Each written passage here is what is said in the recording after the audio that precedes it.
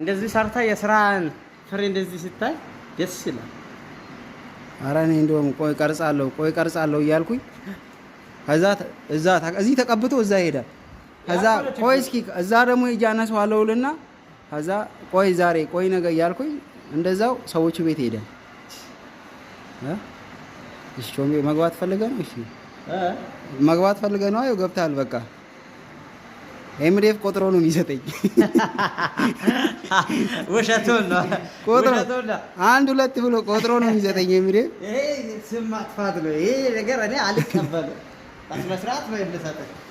አይ በቃ ለምኜ በሉ የምሰራው ያወረ የቤታችን ፕሬዝዳንት ስለሆነ እኔ አንድም ቀን ቆጥሬ ሰጥቼ አላውቅም።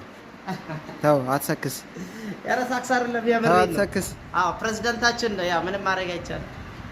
ድምፁን እኮ አጠፋዋለሁ፣ ቆርጠዋለሁ ድምፁን።